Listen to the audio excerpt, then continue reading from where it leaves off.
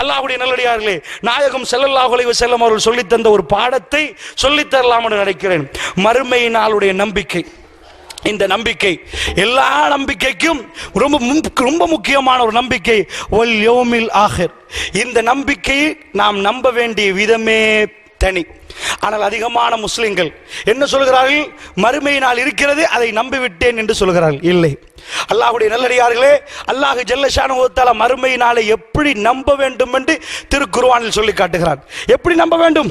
அவுலாலக், அதாவது இக்தரபத்தி ஸாஅ வன் ஷக்கல் கமர், மறுமை நெருங்கி விட்டது, சந்திரன் பிளந்து விட்டது. அல்லாஹ் ஜல்ல ஷானஹு வ தஆலா சொல்கிறான், சந்திரன் பிளந்து விட்டதாம், மறுமை நெருங்கி விட்டதாம்.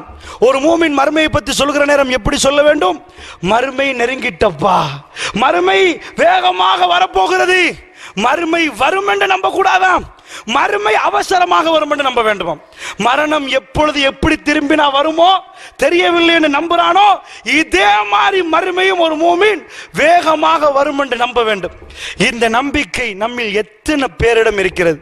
அல்லாஹ்வுடைய நல்லடியார்களே, புத்தளம் டவுன்ல ஒரு மனிதர் இருக்கிறான்னு கற்பனை பண்ணுங்க.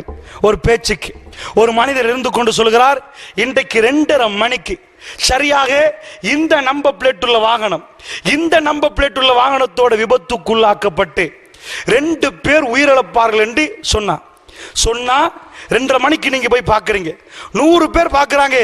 சொன்ன மாதிரியே அந்த வாகனம் விபத்துக்குள்ளாக்கப்பட்டு 2 பேர் இறந்துட்டாங்க, 2 பேர் மௌத்தாயிட்டாங்க. 90 பேர் என்ன செய்வார்கள்? அவர் சொன்னதை வித்தியாசமாக பார்ப்பார்கள். இவருக்கு பெரிய ஆற்றல் இருப்பதாக பார்ப்பாங்க. சொல்லிட்டாரு, சொன்ன மாதிரி நடந்துச்சு. 10 பேர் சந்தேகிப்பாங்க. என்ன சொல்லுவார்கள்? இது இவருடைய செட்டிங்கோ தெரியாது, ஏதோ எங்களை நம்ப வைக்கிறதுக்கு இவர் போட்ட பிளானோ தெரியாதுன்னு பார்ப்பாங்க. அப்படி யாருமே இல்லை, கற்பனை பண்ணி பார்ப்பதற்காக வேண்டி சொல்கிறேன் அல்லாஹ்வுடைய நல்லடியார்களே. அதாவது அப்படி சொல்லிவிட்டு போய்விடுவார்கள். அந்த மனுஷன் சொல்றான், அடுத்த வாரம் சனிக்கிழமையில தம்ப பண்டிகையில 11:30 மணிக்கு அரசு, அதாவது 30 செகண்டுக்கு ஒரு பூமி குலுக்கம் வரும்டா சொன்னா, அத்தனை பேரும் நேரத்தை பார்த்து பூமி குலுக்கத்தை எதிர்பார்த்திருக்கிற நேரம் சரியாக 11:30 மணிக்கு சனிக்கிழமை ஒரு பூமி குலுக்கம் வந்தா 10 பேர் சந்தேகித்தார்களே, அந்த 10 பேரும் தலை குனிந்து விடுவார்கள்.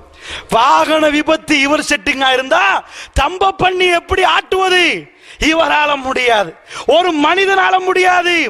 அப்படி என்று சொல்லி அவர் சொல்லுவதை எல்லாம் ஏற்றுக்கொள்வார்கள். அப்படி எந்த மனிதன் உலகத்தில் இல்லை. கற்பனை பண்ணுவதற்கு சொல்கிறேன், அந்த மனிதர் நீங்கள் கைப்பிடித்திருக்கிறீங்க, உங்க புள்ள மலல மொழி பேசுற உங்க செல்ல புள்ள, அந்த மனிதர் சொல்கிறார், உங்க மகனை பார்த்து நீங்க செல்லமா வளர்த்து நிறைய கனவு காணக்கூடிய, காலையிலிருந்து பகல் ராத்திரி எல்லாமே உங்க பிள்ளைகளுக்காக செலவழிக்கிற அந்த பிள்ளைய பார்த்து அவர் சொல்லுகிறார், இவருக்கு ஒரு பெரிய எக்ஸிடென்ட் வீல் சேர்ல போவார். இப்ப இல்ல, 2026ஆம் ஆண்டு இவர் வீல் சேரில் தான் போவார் என்று சொன்னால் உங்களுக்கு கண்ணால ஓடும். இப்ப இல்லப்பா, 2026இல் கண்ணால ஓடும். ராத்திரி போய் நீங்கள் அமர்ந்திருப்பீங்க, வீட்டுல சாப்பிடுவதற்காக சாப்பாடு எடுப்பீங்க, சாப்பாடு உள்ள போகாது, நெஞ்ச அடைக்கும், உள்ள போகாது, தேம்பி தேம்பி அழுவீங்க. உங்க மனைவி செய்தியை கேட்டு அழுவா, என்ன பிரச்சனை? நாளைக்கே வீல் சேர்ல போக மாட்டாங்களே, 2026 தானே போவாங்க. நம்பி விட்டீர்கள். ராத்திரி பதறி முழிப்பீங்க, காலை பாப்பீங்க, கெட்ட கனவு கண்டுட்டேன்னு சொல்லுவீங்க, உங்க புள்ள காலை தடாவுவீங்க. உங்களுக்கு அறியாமலேயே 2017 நீங்கள் இருப்பீங்க, 2026 நோக்கி உங்க மனசு போகும். வீல் சேர்ல உங்க குழந்தை போற மாதிரி ஞாபகம் வரும். இரவுக்கெல்லாம் கண்ணீர் ஓடும். எனக்கு வந்தா பரவாயில்லையே, என் பிள்ளைக்கு வரக்கூடாது.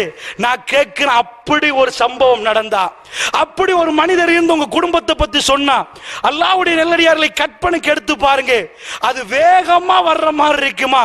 10 வருஷம் என்று சொல்லுவீர்களா? 10 வருஷம் என்று சுருக்குவீர்களா? 10 நிமிடம் மாறி வராதா? ஈமான் மனதில் இருந்தால் மறுமை வேகம் என்று ஒரு மூமின் நம்புவான். இந்த உலகம் ரொம்ப வேகமாக முடிந்து விடும் என்று நம்புவான். அவசரமாக அல்லாஹ்வுடைய சன்னிதானத்தில் நாம் எல்லாம் ஒன்று சேர்க்கப்படுவோம் என்ற நம்பிக்கை வரும். எப்படி வரும்? அந்த மனிதன் சொல்லுவதை அவர் நம்பினார். எந்த மனிதன்?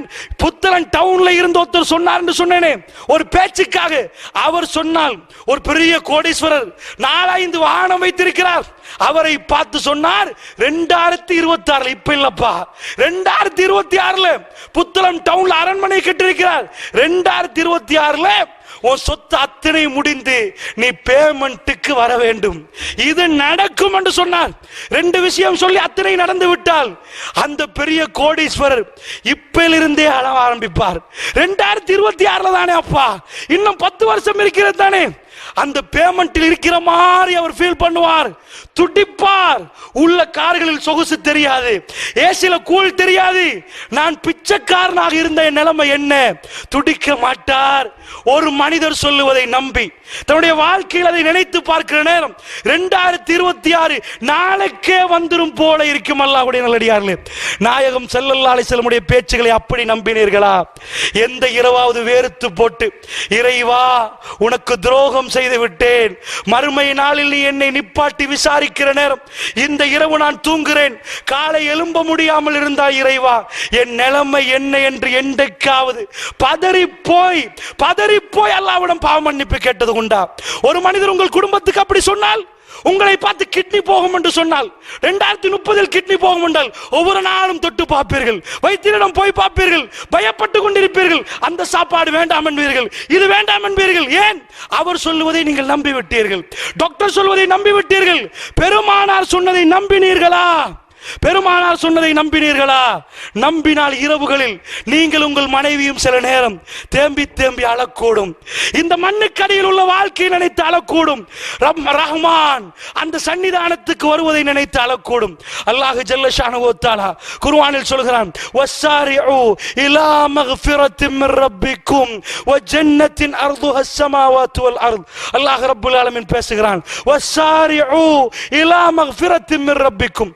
அல்லாஹ்வுடைய பாவ மன்னிப்புக்காக ஓடி வாங்கன்னு அல்லாஹ் பேசுறான். ஏன் நின்று கொண்டு கேளுங்கள் அல்லாஹ் கேட்கவில்லை? அதுக்கு அர்த்தம் ஓடி ஓடி பாவ மன்னிப்பு கேட்பதா? ஓடி பாவ மன்னிப்பு கேட்பதா? இல்லை. பகல்ல பாவத்தை செஞ்சு நைட்டுக்கு குளிச்சுட்டு நல்ல உடுப்பு உடுத்துட்டு அல்லாஹ்விடம் பாவ மன்னிப்பு கேட்போம். லேட் ஆக்காத. பாவத்தை இப்ப செஞ்சா, இப்ப புரிஞ்சா, ஜக்கருல்லாஹ் அல்லாஹ்வை ஞாபகப்படுத்தினா, ஃபஸ்தக்ஃபிர் லிதுனூபிஹிம் அவர் அல்லாஹ்விடம் பாவ மன்னிப்பு கேட்டால் அல்லாஹ் ரப்புல் ஆலமீன் மன்னிப்பான். ஏன் லேட் ஆக்காத? நீ ரோட்டு மாறுற நேரம் ஒரு வாகனம் வந்து ஒன்னு மோதி தௌபாவுக்கு முன்னாடி உன்னுடைய ஜனாசா இந்த உலகத்தை விட்டு நீ பிரிந்தால் எப்படி? இதைத்தான் அல்லாஹ் சொல்றான், வஸ்ஸாரிஉ இலா மக்ஃபிரத்தின் மிர் ரப்பிக்கும். கேளு, நான் மன்னிக்கிறேன், விரைந்து கேளு, லேட் ஆக்காத.